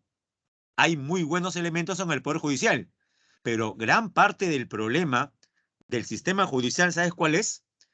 Que hay gente que denuncia por cualquier cosa. Y al denunciar por cualquier cosa, aumenta la carga procesal. Y los juicios que son muy importantes quedan en una cola, que ya verán cuándo inician. Hay juicios jóvenes que llevan 10 años sin resolución, 15 años, 20 años. Se han muerto los litigantes jóvenes. Y el juicio sigue ahí. Increíble. Sí, es verdad también, Reinaldo. La rapidez también va de la mano con la corrupción que lastimosamente existe en el Poder Judicial. No nos podemos cegar. Pero por eso hay muchas razones más. ¿Qué es mejor entonces? Buscar una solución por otras vías. ¿Cuáles son, jóvenes, esos tres mecanismos que nos permiten eludir el proceso judicial? Son la mediación, la negociación y la conciliación. Ahora veremos las diferencias, pero antes una definición de conflicto, jóvenes. ¿Qué es un conflicto? Es una situación de pugna entre dos o más protagonistas en los cuales existe incompatibilidad motivada por una confrontación de intereses. Algunos conflictos devienen en agresividad cuando fallan los instrumentos con los que hay que enfrentarlos y solucionarlos. Tipos de conflictos según su naturaleza: personales, entre grupos sociales, por ideologías, de corte religioso, políticos. Y dentro de las familias, de pareja, entre padres e hijos, entre hermanos, sistema familiar. Ahora sí, estos son los mecanismos, jóvenes: negociación, mediación, conciliación. En el caso que puse hace un momento, de su vecino que toca la trompeta o la batería, ¿qué pasa si usted toca la puerta de su vecino, dialogan, él está dispuesto a ceder y dice, no se preocupe, vecino, voy a ensayar a las 3 de la tarde y los días sábados, ya no los lunes? La pregunta es, si usted llegó a un acuerdo con su vecino, el mecanismo utilizado, ¿cuál fue de los tres que usted ve ahí? Muy bien, estrella mía, usted captó al toque. Si usted llegó a solucionarlo de esa manera, usted negoció con su vecino. No fue necesaria, así es, Ariana, no fue necesaria la intervención de porque eso caracteriza la negociación. Esa es su marca registrada. Que en una negociación no interviene complete. No interviene un tercero. No hay ningún tercero, no hay ni mediador ni conciliador. Así es. Como dice ahí abajo, dice, solo participan las partes implicadas. En cambio, ¿en qué se parecen la mediación y la conciliación? ¿En qué se parecen? En que sí participa un tercero. Es más, yo le diré, usted cuando vea la definición de mediación y conciliación, son muy parecidas. De una buena vez yo le digo la principal diferencia. ¿Cuál es la principal diferencia? Escuche bien. Que el mediador es neutral, es imparcial, sí. ¿Facilita el diálogo? Sí. ¿Es escogida por las partes? Sí. Hasta ahí son las mismas características del conciliador. ¿Dónde trasunta la diferencia? De nuevo, escuche bien. En que el mediador no propone alternativas de solución. Repito, no propone alternativas de solución. Claro, alguien diría, profe, entonces está pintado, no sirve. ¿Cómo que no? Es neutral, es imparcial. Fue escogida por las dos partes. Y va a facilitar el diálogo, pero no propone. Jóvenes, ¿Y el conciliador sí puede proponer? Conteste, por favor. ¿El conciliador sí puede proponer? El conciliador sí lo puede hacer. Otra diferencia. ¿Cuál de los dos mecanismos está acreditado por el Estado peruano a través del Ministerio de Justicia y Derechos Humanos? Es más, quien lo va a hacer, esta tercera persona tiene que ser capacitada, llevar un curso. El conciliador. Y no se da en una plaza, no se da en la casa de una de las dos partes, sino ¿dónde se da? En un centro de conciliación, aprobado, formalizado por el Estado peruano. Puede ser privado o gratuito, si es que no hay platita. Ya, rápidamente, estamos casi en el final, jóvenes. Negociación es el proceso de solución de conflictos entre las partes implicadas sin la intervención de terceros. Características: se exponen los puntos de vista de las partes, se escucha de forma activa, se está dispuesto a ceder en algunos puntos, lógico. Se dan las transacciones necesarias para lograr el equilibrio, ambas partes salen beneficiadas, como usted y su vecino el trompetista. En cambio, la mediación es una herramienta dentro del proceso de resolución de conflictos para aquellos casos en los que las partes han agotado ya las posibilidades. Claro, intentaron negociar, no llegaron a ningún acuerdo, llaman a un tercero. ¿Quién es? El mediador. Es la tercera persona que interviene en el proceso, muestra interés imparcial y neutral en el problema, guía y brinda a las partes consejos y sugerencias. Hasta ahí, igual que un conciliador. Mire la última parte. No propone fórmulas de solución. Esa es la principal diferencia. Conciliación es un mecanismo alternativo en la resolución de conflictos. Recuerde que también se llama conciliación extrajudicial, porque intenta evitar el proceso judicial. Y está a cargo del conciliador, elegido por las partes, quien debe proponer alternativas de solución, a diferencia del mediador. Características del conciliador. Es una persona capacitada en conciliación, acreditada por el Ministerio de Justicia y Derechos Humanos. Desarrolla su función de manera neutral e imparcial. Facilita la comunicación entre las partes. Ahí está una capacitación de conciliadores extrajudiciales. Ventajas de la conciliación, ya las dijimos. Las partes deciden la solución al problema. Disminuye el tiempo y los costos. Es confidencial y reservada. Evita procesos judiciales. No requiere presencia de abogados obligatoriamente. Pero no todo se puede conciliar. Por ejemplo, agresión familiar no se puede conciliar. ¿Qué cosas sí se puede conciliar? Desalojos, pago de deudas, indemnización, pago de arrendamiento, o sea, alquiler, otorgamiento de escritura, documentos, obligación de dar, hacer y no hacer. Por ejemplo, el trabajo que mandamos a hacer un carpintero con una mesa.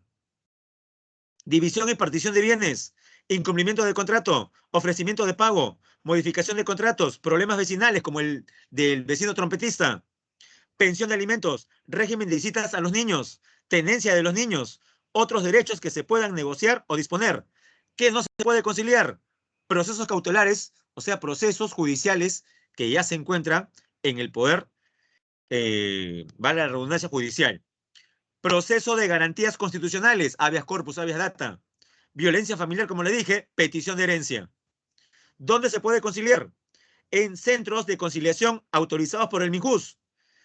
Puede ser gratuito, Alegra, ¿ya? Asesoría legal gratuita, y centros de conciliación privados.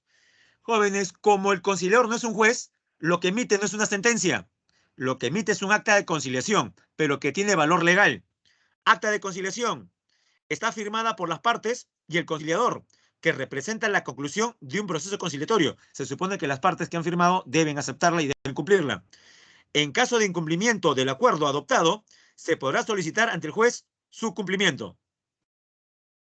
Y lo último, jóvenes, que curiosamente tiene que ver bastante con un suceso ocurrido el sábado último a las 6:40 de la mañana, aunque la mayor parte de los peruanos nos enteramos recién a las 9, que fue el deceso del mayor genocida en la historia del Perú, fundador del partido, del autodenominado Partido Comunista del Perú, Sendero Luminoso, el líder terrorista Abimael Guzmán, llamado por sus seguidores Presidente Gonzalo, principal responsable del baño de sangre que lastimosamente tuvo que padecer nuestro país entre los años 80 y 90.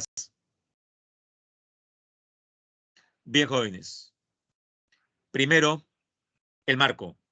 Existe la tendencia a confundir y considerar sinónimos, conflicto y violencia. Lo que le dije, el conflicto se transforma en violencia si una de las partes desea imponerse a través de la fuerza, mediante el uso intencional de una fuerza ilegítima, con armas o explosivos, contra una persona, grupo, comunidad o Estado que hace daño a la seguridad de las personas. Bueno, la cifra dada por la Comisión de la Verdad y Reconciliación arroja casi 70.000 víctimas. El principal responsable, ¿ya?, del mayor porcentaje de esas víctimas fue el grupo terrorista Sendero Luminoso, un partido de tendencia marxista, leninista, maoísta. O sea, estamos hablando aquí del extremismo dentro de la izquierda. Para que tenga una idea de la barbarie que llevaron a cabo estas hordas senderistas, no solamente mataban a políticos de derecha, de centro derecha o de centro, también tenían entre sus objetivos asesinatos, masacres de personas vinculadas a la misma izquierda, porque ellos consideraban que eran la única izquierda verdadera. Tiene usted el caso de la dirigente social en Villa El Salvador, María Elena Moyano, militante de la Izquierda Unida. En otras palabras, estos señores también asesinaban a gente de izquierda. Así que no estamos hablando de cualquier, como por ahí algunos han cometido el error, especialmente en el extranjero, de denominar, de calificar como una guerrilla. No, jóvenes. Lo de Sendero no fue una guerrilla. O sea, fue una horda terrorista. Lo más cercano para que usted pueda buscar como referente a nivel mundial es lo que hicieron los Khmers rojos en Camboya, con Pol Pot a la cabeza. Si usted quiere saber en qué se hubiera convertido el Perú de haber ganado este conflicto armado interno, los terroristas de Sendero Luminoso, vea el caso de la historia de Camboya en los años 80. Así pudo haber quedado el Perú. Hay un país ubicado en la península de Indochina, sudeste asiático, llamado Camboya. Ahí puede verlo como un espejo de lo que pudo haber sido el Perú. O escriba simplemente el nombre de este personaje, que seguramente alguna vez lo escuchó. Pol Pot. Violencia y conflicto armado interno en el Perú. Extensión de la violencia. El conflicto armado interno que vivió el Perú entre los 80 y 2000 se inició en zonas rurales de Ayacucho y se extendió a los centros urbanos, posteriormente a la selva. Consecuencias económicas. Enormes pérdidas económicas expresadas en destrucción de infraestructura y deterioro de la capacidad productiva del país. Principales responsables, bueno, los dos grupos subversivos alzados en armas, Sendero Luminoso y después el movimiento revolucionario Tupac Amaru, que era más bien de tendencia cubana, de tendencia pro-castrista, pro-guevarista. Ellos admiraban la revolución cubana. Todo lo contrario a Sendero Luminoso, que detestaba la revolución cubana, por ejemplo. Considera falsos izquierdistas al Che Guevara y Fidel Castro. Formas de violencia en el Perú. La Comisión de la Verdad y Reconciliación presentó una propuesta de diagnóstico sobre las formas en que se presentó la violencia en nuestro país en esas 2 décadas. Formas en que se expresó la violencia, aparte de las masacres propiamente, pobreza y exclusión, especialmente de los lugares altoandinos y amazónicos. Brechas económicas y desigualdad étnico-cultural, marginación al no acceder a los servicios educativos básicos, racismo y desprecio discriminatorio, violencia sexual, especialmente contra las mujeres campesinas. Los grupos afectados por la violencia generada por el conflicto armado interno. La violencia produjo casi 70.000 víctimas. El 75% de ellas, ¿no?, tenía el quechua como idioma materno. Más de la mitad eran campesinos. Casi el 85% vivían en 6 departamentos: Ayacucho, Junín, Huánuco, Huancavelica, Purímac y San Martín. De todos ellos, excepto Junín y San Martín, se encontraban en ese entonces en la lista de los 5 departamentos más pobres. Iniciativas para reconstruir el Perú, según la Comisión de la Verdad, luego de las 2 décadas de barbarie. Un plan integral de reparaciones a las víctimas. Proceso de reconciliación nacional, lo cual no implica impunidad, abrazarnos con los genocidas. Reformas institucionales, o sea, garantías de prevención que ayuden a que no se repitan más dolorosos sucesos de violencia. Afianzar una institucionalidad democrática. Reformar el sistema de justicia. La gente no confía en el Poder Judicial. Elaboración de una reforma que asegure una educación de calidad, que la gente sepa lo que realmente ocurrió. Generar confianza cívica, restableciendo las relaciones dañadas entre los ciudadanos y el Estado. Vamos con las preguntas, jóvenes. Nos quedan 2 minutitos. Rapidísimo. El presidente de un gremio profesional de la salud, al agotar la negociación con el gobierno por el cumplimiento de mejorar sus sueldos y condiciones de trabajo, propone resolver el conflicto mediante una mediación, eligiendo un representante de la Iglesia Católica. Del caso mencionado, determina el valor de verdad. La primera, es necesario que el representante de la Iglesia tenga estudios de medicina. Falso. El Ministerio de Justicia será el guía del mediador. Falso. Eso es en la conciliación. En todo caso, ¿no? Dando capacitación. Las formas de solución del conflicto las propone e impone el intermediario. Falso. Si es mediador, no impone nada. 4. La única verdadera. El mediador facilitará el diálogo entre las partes. La clave en la 1 es la letra D, jóvenes. Todas son falsas menos la última. La última es verdadera. Pregunta número 2. Una pareja, luego de un año de convivencia, decide separarse y pretende llegar a un acuerdo por la responsabilidad del hijo que tienen en común. Para esto, es aconsejada recurrir a un centro de conciliación extrajudicial. Del caso mencionado, identifique los enunciados referidos a este mecanismo llamado conciliación. Los exconvivientes elegirán el centro de conciliación. Verdadero. 2. La audiencia es pública. Falso. La audiencia es reservada. Se requiere que las partes tengan obligatoriamente un abogado. Falso. No es necesario. Permitirá resolver la pensión de alimentos y la tenencia del hijo. Verdadero. La clave correcta entonces sería la letra C. Solamente 1 y 4. La penúltima. María le cuenta a su hermano Juan Carlos que es víctima de violencia familiar. Y su hermano, concluyo la pregunta, dice que concilie. Pregunto yo, ¿es correcta la solución planteada por el hermano que concilie violencia familiar? ¿Qué decimos? ¿Sí o no, jóvenes? ¿Se puede conciliar violencia familiar? Conteste rápido, sin miramientos. ¿Se puede conciliar violencia familiar? No se puede conciliar, por tanto marcamos ¿qué clave? Marcamos la letra B. No, porque en este tipo de casos se interpone una denuncia directa. Es un caso que está tipificado en el Código Penal, jóvenes. Es un delito, la violencia familiar. Y la última, ejercicio 4. Entre los años 80 y 2000 se constituyó en nuestro país un episodio muy intenso de violencia. Sobre esta lamentable etapa de nuestra historia, se emitió un informe de la Comisión de la Verdad y Reconciliación. De lo expuesto identifica algunas de las conclusiones. A ver, veamos. Se inició en la Sierra Norte para extenderse a los centros urbanos. Se inició en Ayacucho, Sierra Sur. Falso. Puso de manifiesto la gravedad de las desigualdades de índole étnico-cultural. Verdadero. 3. Las comunidades nativas no llegaron a ser vulneradas. Sí fueron abusadas por los grupos armados, especialmente los ayánicas. Y 4. Provocó enormes pérdidas económicas. Verdadero. Por tanto, sería correcto solamente la letra A. Sería 2 y 4. En la 4, jóvenes, marcamos la letra A. Muy bien, jóvenes. Vamos a dejar de presentar. Tuvimos ahí un problemilla al inicio con el sistema, pero fue rápidamente solucionado. Bien, jóvenes, los dejo para que descansen al menos 10 minutos. Cuídense mucho y nos estamos viendo. Chao, jóvenes. Saludos. Ya saben, si sale a la calle, doble mascarilla, 2 metros de distancia. Nos vemos dentro de una semana. Abrazo, jóvenes. Saludos.